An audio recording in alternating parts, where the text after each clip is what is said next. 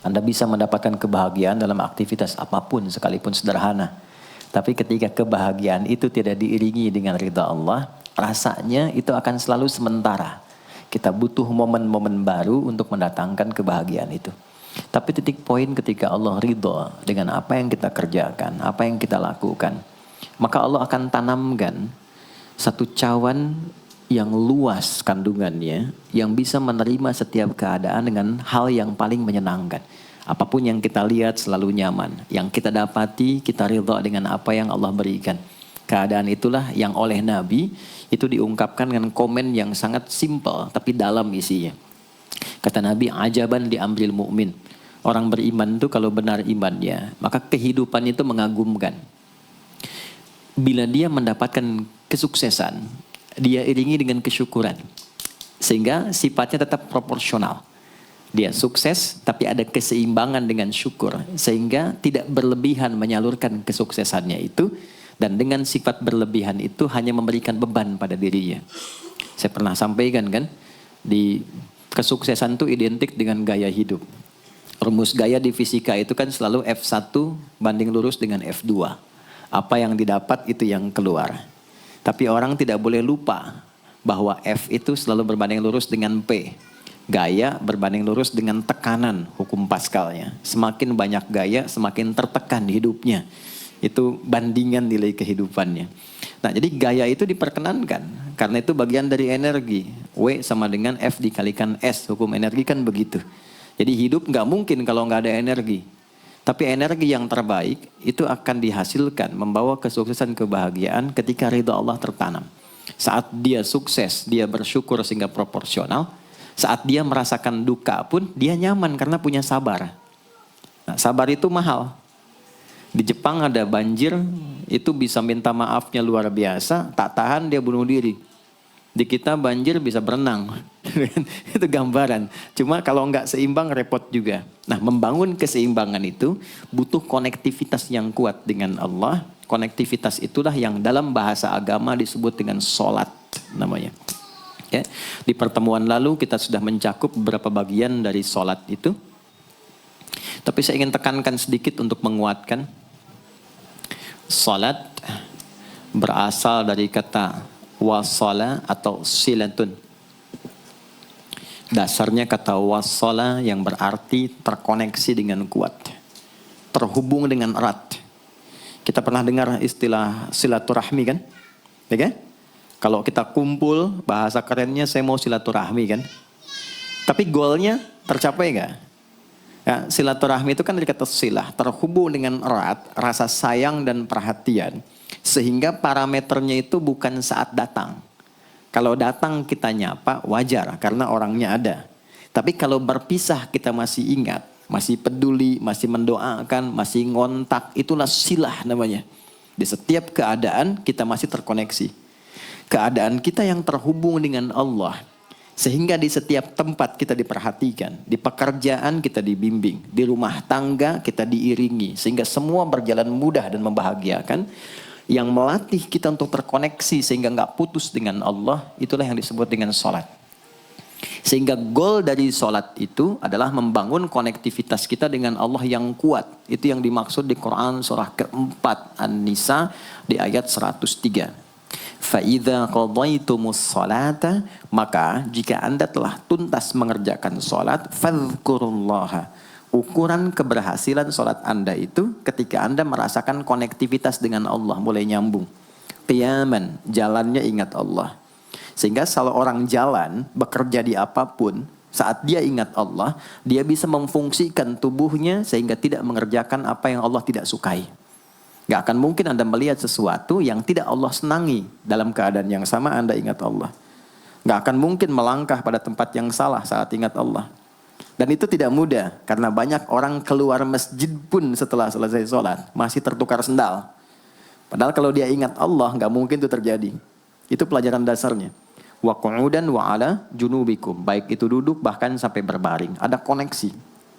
Nah jadi singkatnya, sholat itu semua gerakannya, semua bacaannya, Dari mulai kita bertakbir sampai kita salam, bacaan yang mengiringi, itu bukan sekedar gerakan hampa makna, formalitas kita bergerak dan berakhir, bukan sekedar membaca bacaan yang tidak ada isinya, tapi semua bimbingan bagaimana kita diajarkan langsung oleh Rasulullah bisa mengoneksikan lewat gerakan dan bacaan itu tersambung kepada Allah, sehingga feedbacknya semua apa yang kita bacakan dijawab oleh Allah.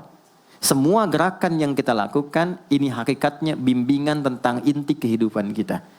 Jadi di sholat itu ada bacaan, ada gerakan, ada hikmah. Ada maknanya semua. Jadi bukan kita takbir begini hampa saja. Tidak. Kenapa mesti begini? Kenapa tangan yang kanan menutup yang kiri?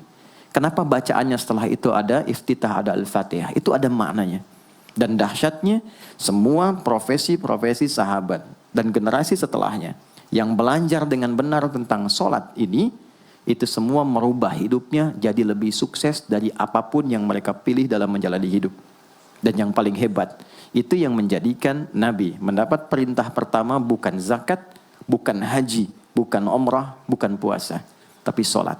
Dan perintahnya khusus, spesial, disampaikan dalam peristiwa Isra Mi'raj, untuk memberikan pesan begitu tingginya nilai sholat ini untuk kehidupan manusia. Mohon izin maaf bagi teman-teman yang baru bergabung, supaya tidak banyak mengulang, teman-teman bisa cek kembali di pelajaran sebelumnya. Kita kemarin telah selesai di pembahasan iftitah dengan tangan kanan meletakkan di punggung yang kiri, lalu kemudian diletakkan di atas dada seperti ini. Kesimpulannya adalah, saya cepat saja, dari mulai kita bertakbir, kalau ingin terkoneksi dengan Allah, maka fokuskan diri kita untuk tersambung. Buang urusan dunia semua ke belakang. Jangan bawa dalam sholat. Kalau ingin kita tersambung dengan Allah, tepikan yang lain, hadapkan diri kita, pasrahkan. Hanya Allah yang tinggi, yang agung, yang istimewa. Kalimat agung, tinggi, istimewa, itu disebut dengan akbar. Maka kita ucapkan Allahu Akbar. Kita buang semua urusan dunia ke belakang, pasrahkan diri kita, hadirkan sekarang hanya Allah yang agung saja. Itu poinnya. Kenapa problemnya tidak sedikit orang sholat itu sulit menemukan kekhusyuan? Karena dia bertakbir masih membawa dunia. Dia tidak sholat dengan memahami gerakan takbirnya. Dia jadikan sebagai formalitas. Apakah benar? Secara fikih benar. Gugur kewajiban, dapat pahala sesuai keikhlasan, tapi value dari sholat yang mahal itu nggak dapat. Itu poinnya. Buang semua urusan dunia, kemudian tambatkan diri kita hanya kepada Allah. Dan uniknya kata Nabi, di fase itulah setan mulai bertugas yang mengganggu kita, supaya kita tidak fokus untuk memahami dan melakukan apa yang kita baca dan kita gerakan. Ada setan khusus menggoda orang sholat, namanya khanzab. Nanti ada 9 jenis setan yang detil tugasnya itu berada di sekitaran kita. Mungkin satu kali Mas Baim kita belajar tentang fikih setan. Belum pernah ada kan ya? Anda kalau ke sini cuma tahu jalan yang lurus, nggak tahu macetnya, nggak tahu lubangnya, sulit menghindarinya. Kebanyakan orang belajar tentang malaikat, tapi nggak belajar setannya, sehingga nggak tahu setan apa yang sedang memprovokasi dirinya. Di Quran, malaikat disebutkan 88 kali, setan disebutkan 88 kali. Kalau kita cuma dengar motivasinya, nggak tahu provokasinya, kita nggak tahu bagaimana cara menghindari yang ini. Itu poinnya. Khanzab itu dia menggoda orang sholat, dimulai dari takbir. Jadi kalau belum takbir, Anda bisa merasa fokus apa saja. Nggak percaya silakan. Sebelum takbir tuh bisa siap fokus. Tapi begitu Anda mulai bertakbir, di hadis riwayat Abu Daud, Allahu Akbar, fayaqulu syaitanu. Maka di sini setan mulai tugasnya untuk mengganggu orang supaya nggak dapat nilai-nilai tadi. Maka dia berkata, udhkur kadza. Kamu ingat ini ya, kamu ingat itu ya. Betapa Anda memulai dengan membuang semua urusan dunia. Tapi kalau sudah takbir, itu setan yang install. Masuk sendiri dia. Makanya kalau nggak percaya silakan nanti zuhur tuh ya. Begitu Anda takbir, itu masuk semua. Ingat ini, ingat itu, mobil parkir di mana. Sampai ceramah saya sekarang pun itu akan masuk.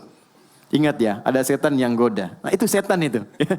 Itu setan sendiri. Membuat kita itu begitu lupa. Sampai lihat ujung hadisnya. Hatta la yash'ural musalli kam raka'atan yusalli. Sampai nanti akan ditemukan orang sholat. Dia tidak sadar berapa rakaat sedang menunaikan sholatnya.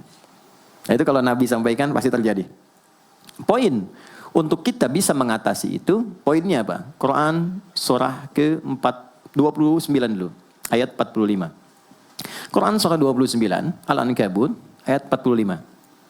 Di Islam tuh uniknya begini, istimewanya. Enggak ada satupun ibadah yang hasil kreasi manusia. Semua terukur. Ini dalilnya, alasannya, landasan kita ibadah itu dari Tuhannya ini. Penjelasan contohnya ini dari Nabi. Pakemnya begini, kodifikasi ilmunya seperti ini. Sehingga terjaga sampai kapanpun.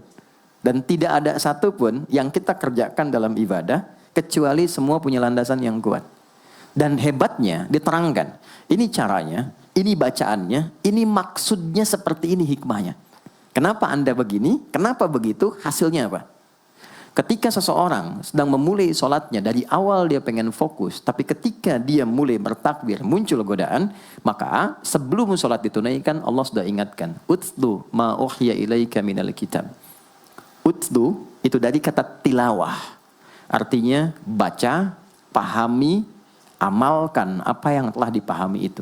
Jadi sejatinya sebelum sholat, kata Allah kalau ingin menikmati sholatnya, ingin tahu value dari sholat dan dihasilkan seperti orang dulu meraihnya, maka jangan kita terfokus untuk formalitas saja. Yang penting benar bacaan, takbir sampai salam terjaga. Betul, sekali lagi, itu menggugurkan kewajiban, formulasinya selesai, secara fikih tuntas. Tapi hikmah sholat yang tadi itu kita nggak dapat. Maka yang terjadi apa?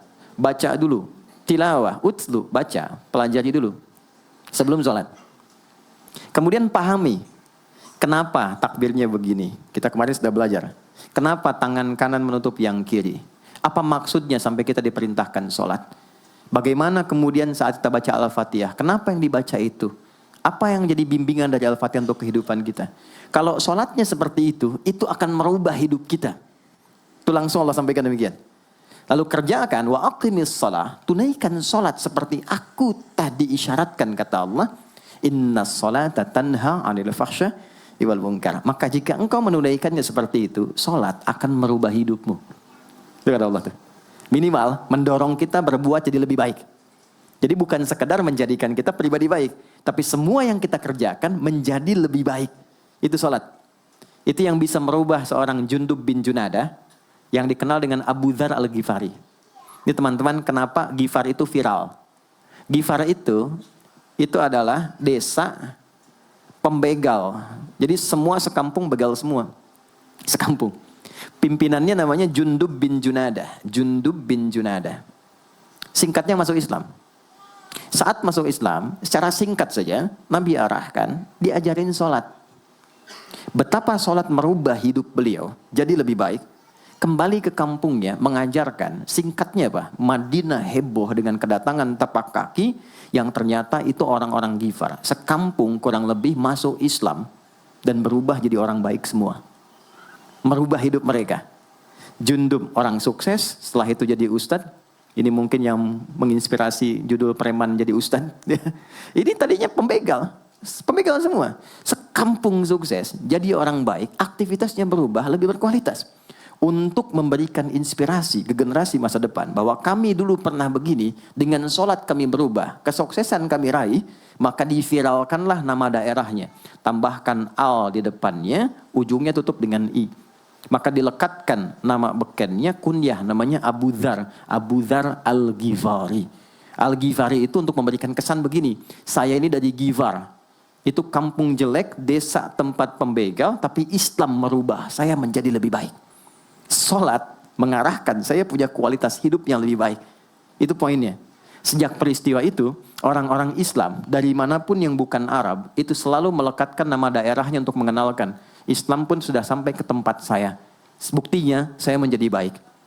Ada namanya Muhammad, punya bapak namanya Ismail, punya kakek namanya Ibrahim, kakek buyutnya Al-Mughirah, eyang buyutnya Al-Bardizbah, tinggal di kecamatan Ju'fah, kabupatennya Bukhara, provinsinya Khorasan, negaranya Uzbekistan sekarang. Maka karena dari Bukhara, dia kenalkan diri, datang ke daerah Arab, saya dari Bukhara. Rumus yang sama, tambahkan al di depannya, ujungnya i. Maka dia katakan, ana al-Bukhari. Itulah Imam al-Bukhari. Bukan orang Arab. Kita punya guru besar Syekh Nawawi dari Banten. Ana Nawawi al-Bantani. Ana Ahmad Yasin Al-Padangi. Tapi kesan kota itu untuk menunjukkan Islam telah sampai ke tempat saya dan merubah saya menjadi lebih baik. Kang Baim datang ke Mekah umrah, katakan saya Baim Bong al tanahku siri. Maka kesan yang dibangun itu telah sampai ke tempat saya, merubah saya lebih baik. Saya Arman al Pondok Indahi misalnya kan, tidak masalah. Itu sah. Dan orang mengenal, oh rupanya Islam telah ke setiap wilayah. Tapi value-nya sampai enggak. Jangan cuma kita katakan saya dari fulan, saya dari tempat A. Poinnya adalah, apa yang merubah engkau dari Islam, menjadikan engkau lebih baik. Jadi kalau ada orang Islam mengaku Muslim, lisannya tidak lebih baik. Maaf sekali, telinganya mendengar tidak yang baik, perilakunya kurang baik, maka dipertanyakan klaim keislamannya. Sudah sejauh mana saya mendapatkan keberkahan dari Islam itu.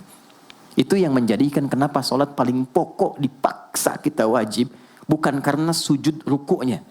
Anda tidak sujud pun tidak akan menurunkan status Allah sebagai Tuhan, tetap Tuhan. Tapi ternyata ada value besar yang dengan kasih Allah diminta kita sholat supaya kita minimal jadi orang baik dan sukses dalam hidup.